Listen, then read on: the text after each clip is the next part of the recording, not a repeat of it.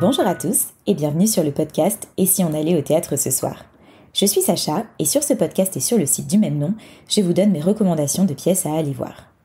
Dans mon dernier épisode, je vous ai parlé des spectacles que je vous recommande pour le Festival Avignon Off de cette année. Sur cet épisode, je vais aussi vous parler du Festival d'Avignon, mais tout particulièrement des pièces que j'ai décidé d'aller découvrir cette année. Je ne peux évidemment pas encore vous les recommander puisque je ne les ai pas encore vues, mais je vous explique en quelques mots pourquoi je les ai choisis. Et peut-être que ça pourra vous donner des idées pour finaliser votre programme. En tout cas, je l'espère. Alors pour commencer, je vais passer pas mal de temps au Théâtre du Roi René. J'y avais découvert de super pièces lors des éditions précédentes du festival, et cette fois-ci, j'en ai choisi 3. Déjà, il y a un spectacle que je voulais absolument découvrir, et qui est une création de cette année. C'est une comédie musicale sur le Titanic. Franchement, je ne pouvais pas rater ça. Si vous aussi le thème vous tente, sachez que c'est à 12h30 et que ça dure quand même 2 heures, mais là comme ça, j'ai bien l'impression que ça vaut le détour. C'est par la compagnie Les Moutons Noirs, que je ne connais pas encore, mais qui paraît-il est génial. Ensuite, il y a un spectacle qui est un de mes incontournables de cette année. Ça s'appelle « Je ne cours pas, je vole » et ça joue à 15h20. C'est une pièce écrite par Élodie Menant, la co-auteure de « Est-ce que j'ai une gueule d'Arletty ?» et mise en scène par Johanna Boyer qui avait fait la pièce « Les filles aux mains jaunes ». C'est donc le combo de 2 artistes que j'adore, donc il était évidemment hors de question que je loupe leur nouvelle création. Pour finir, je vais aller découvrir Le Roi des Pâquerettes, qui parle d'aviation et de la traversée de la Manche. J'ai été attirée par le côté historique et le thème de ce spectacle, qui joue à 17h40, toujours dans ce même théâtre. Bon, une fois que j'aurai campé au Théâtre du Roi René, je vais aller rendre plusieurs visites au Théâtre du Chêne Noir avec 2 spectacles. Le premier, c'est vraiment un incontournable de ce festival, en tout cas pour moi. C'est la nouvelle pièce de Benoît Solès, l'auteur et metteur en scène de La Machine de Turing, que vous connaissez sûrement parce qu'il a gagné pas mal de Molière. Et donc, ce fameux nouveau spectacle de Benoît Solès s'appelle La Maison du Loup et joue à 14h30. Et je peux vous dire que j'ai bien hâte d'aller le découvrir. Dans ce même théâtre, je vais aussi aller voir un seul en scène. Le seul d'ailleurs que je vais aller voir pendant le festival, contrairement aux autres années où j'ai enchaîné un paquet de seuls en scène. Et celui-ci s'appelle L'Élu et le pitch m'a vraiment plu.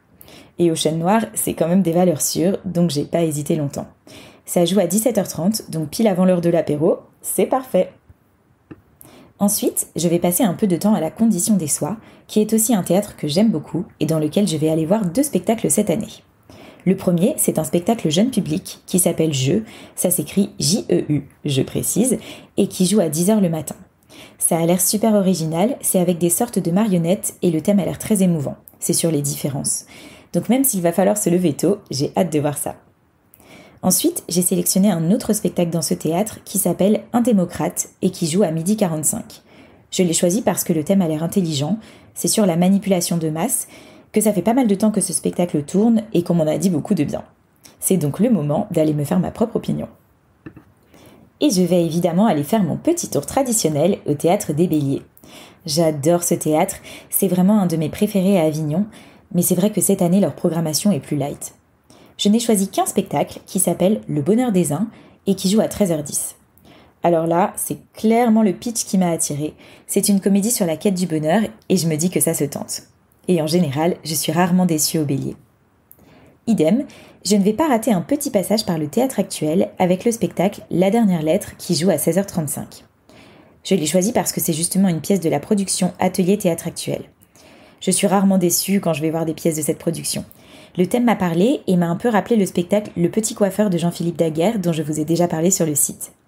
Je vous dirai bien sûr ce que ça vaut, mais en tout cas, j'ai eu envie de tenter ma chance. Un autre passage obligé du festival, c'est le Théâtre Essaillon. Il y a 2 ans, j'y ai découvert le spectacle Les Cavaliers de Éric Bouvron, que j'avais vraiment adoré. Ça se passait en Afghanistan et j'avais littéralement été immergée dans l'atmosphère très atypique du spectacle. Cette fois, je vais découvrir à nouveau un spectacle mis en scène par Éric Bouvron et qui est une comédie musicale. Ça s'appelle Maya une voix et ça joue sur le créneau de 10h. Et en parlant d'Éric Bouvron, je vais découvrir son tout nouveau spectacle Après les Cavaliers et je suis super excitée à cette idée. Pour moi, c'est clairement un incontournable du festival. Ça s'appelle Laurence d'Arabie, je crois que vous avez compris le thème, et ça joue au Théâtre des Halles à 21h30. À mon avis, ça vaut le détour, mais je vous en dirai plus quand je l'aurai vu. Sur ce même créneau, le fameux créneau du soir, je vais aller faire un détour par le Buffon Théâtre pour aller découvrir une comédie musicale qui s'appelle Contretemps et dont on m'a dit beaucoup de bien. Je l'ai surtout choisi parce que c'est la nouvelle comédie musicale de Samuel Senet et Éric Chanteloz.